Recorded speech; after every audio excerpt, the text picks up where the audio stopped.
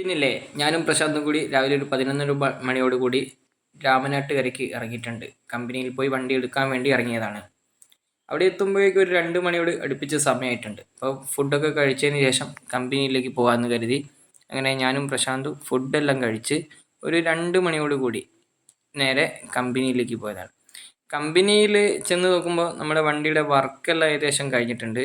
പിന്നെ അതൊന്ന് test drive നടത്താൻ വേണ്ടിയിട്ട് ഒന്ന് ഓടിച്ചു നോക്കാൻ വേണ്ടി പുറത്തേക്ക് ഇറങ്ങി. രാമനാട്ടുകര ബൈപ്പാസ് വഴി നമ്മൾ വണ്ടി ഒന്ന് ടെസ്റ്റ് ഡ്രൈവ് നടത്തുകയാണ്. അപ്പോൾ അതിൽ ഒരു സെൻസർ കംപ്ലൈൻറ്റ് വന്നിട്ടാണ് ഇപ്പോൾ നമ്മുടെ വണ്ടി കംപ്ലൈൻ്റ് ആയത്. അതിന് ഒരു ആക്സിലേറ്റർ കട്ടാവുന്ന ഒരു സെൻസർ കംപ്ലൈൻറ്റ്. അതെന്ന് വെച്ച് കഴിഞ്ഞാൽ ഒരു സൈലൻസറിലേക്ക് വരുന്ന ഒരു സെൻസറാണ്. അത് ആഡ് ബ്ലൂവിൻ്റെ ഒക്കെ പ്രവർത്തനം നടക്കാത്തത് കൊണ്ടുള്ള എന്തോ ഒരു പ്രവർത്തനമാണ്. അതിൻ്റെ കറക്റ്റ് ടെക്നിക്കൽ വശം നമുക്കറിയില്ല. അങ്ങനെയുള്ള സംഭവമാണ്. അപ്പോൾ 7300 രൂപയോളം ഇന്ന് കമ്പനിയിൽ ചിലവ് വന്നിട്ടുണ്ട്. എൻ്റെ ചിലവ് 7300 രൂപയോളം വന്നിട്ടുണ്ട്.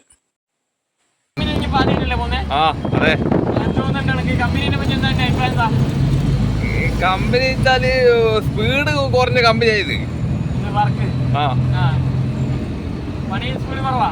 പണി സ്പീഡ് ചെയ്യേണ്ട പണി ഇന്നലെ വണ്ടി കിട്ടണ്ട. ഇന്നലെ അത് ഇന്നാക്കി കഴിഞ്ഞു.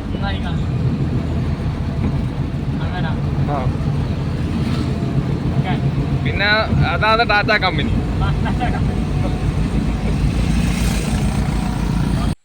പ്രശാന്തിൻ്റെ ഈ വിലപ്പെട്ട അഭിപ്രായം കമ്പനി പരിഗണിക്കുന്നത് തന്നെയാണ് നമ്മുടെ വിശ്വാസം. നമ്മളിപ്പോൾ ഒരു 4 വർഷത്തിനിടയ്ക്ക് പലതവണയായിട്ട് ഇതുപോലെ വണ്ടി കംപ്ലൈൻ്റ് ആയിട്ട് കമ്പനിയിൽ പോയിട്ടുണ്ട്. അവിടുത്തെ സർവീസൊക്കെ വളരെ മോശം തന്നെയാണ്.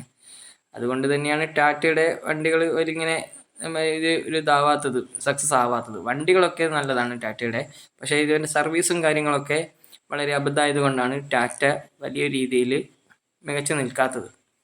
പണിയെല്ലാം കഴിഞ്ഞതിന് ശേഷം കമ്പനിയിൽ നിന്നും വിളിക്കാമെന്നാണ് ഇന്നലെ പറഞ്ഞത്. വർക്ക് കഴിഞ്ഞ് വിളിച്ചതിന് ശേഷം വന്നാൽ മതി എന്നുള്ള രീതിയിലാണ് ഇന്നലെ പറഞ്ഞത്.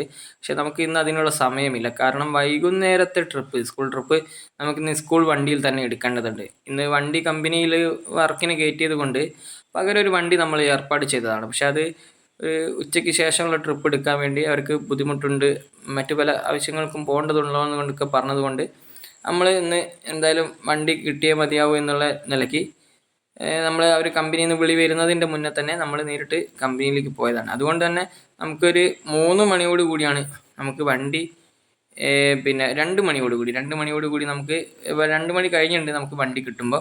ഒരു 3 മണിയോട് കൂടി നമ്മൾ ഏകദേശം നാട്ടിലേക്ക് എത്താനായിട്ടുണ്ട്. ഇതിപ്പോൾ കോരപ്പുഴ ഭാഗത്ത് എത്തിയിട്ടുണ്ട്. നമ്മൾ ഒരു 2:30ക്ക് ശേഷമാണ് നമുക്കിന്ന് വണ്ടി കിട്ടിയത്. അപ്പോൾ ഒരു 4 മണിയോട് മുന്നേ നമുക്ക് സ്കൂളിൽ എത്തേണ്ടതുണ്ട്. അതാണ് ഇപ്പോൾ എന്നിട്ട് ടാസ്ക് എന്ന് വെച്ച് കഴിഞ്ഞാൽ ഒരു മണിക്കൂറിൽ മേലെ റണ്ണിങ് ഉണ്ട്. പക്ഷേ ഇപ്പോൾ റോഡിലൊക്കെ ബ്ലോക്ക് കുറവാണ്. പക്ഷേ ഇതിപ്പോൾ തിരുവങ്ങൂർ വരെ ഇതേ അവസ്ഥയിൽ നമുക്ക് പോകാം. പക്ഷേ തിരുവങ്ങൂർ കഴിഞ്ഞ് കഴിഞ്ഞാൽ പിന്നീട് തിരുവങ്ങൂർ പൂക്കാടൊക്കെ ബ്ലോക്ക് ഉണ്ടാവാനുള്ള ഒരു സാധ്യതയുണ്ട്, സ്കൂൾ വിടുന്ന ഒരു ടൈമും കാര്യങ്ങളൊക്കെ ആയതുകൊണ്ട്. അപ്പോൾ ഈ ഒരു ഇതുകൊണ്ട് 4 മണിക്ക് നമുക്ക് സ്കൂൾ എത്തുകയും വേണം. സ്കൂൾ വിടുന്നതിന് മുന്നേ എന്തായാലും സ്കൂൾ എത്തണം, ഇല്ലെങ്കിൽ അത് ബുദ്ധിമുട്ടാവും. എന്തായാലും കുട്ടികളൊക്കെ ഒന്ന് ലേറ്റ് ആവും. ചെറിയ കുട്ടികളായതുകൊണ്ട് തന്നെ അപ്പോൾ അധികം ലേറ്റ് ആകാനും പറ്റില്ല. ഇതിപ്പോൾ നമ്മൾ തിരുവങ്ങൂർ എത്താറായിട്ടുണ്ട്. ഇവിടം വരെയാണ് നമ്മുടെ റോഡിൻ്റെ വർക്കെല്ലാം കഴിഞ്ഞിട്ടുള്ളത്. ഇവിടുന്ന് അങ്ങോട്ട് പണി ഒന്നും തുടങ്ങിയിട്ടില്ല. ഇവിടുന്ന് അങ്ങോട്ട് ബ്ലോക്കും നല്ലപോലെ ഉണ്ട്. അതുകൊണ്ട് തന്നെ ഒരു ബുദ്ധിമുട്ടാണ്. ഇതിപ്പോൾ തിരുവങ്ങൂർ സ്കൂളൊക്കെ വിടുന്നൊരു ടൈമാണ്. അപ്പോൾ അതുതന്നെ ബ്ലോക്ക് നല്ലോണം കൂടാനുള്ള സാധ്യത കൂടുതലാണ്. ചെറിയൊരു ബ്ലോക്കും കാര്യങ്ങളൊക്കെ ഉണ്ട്.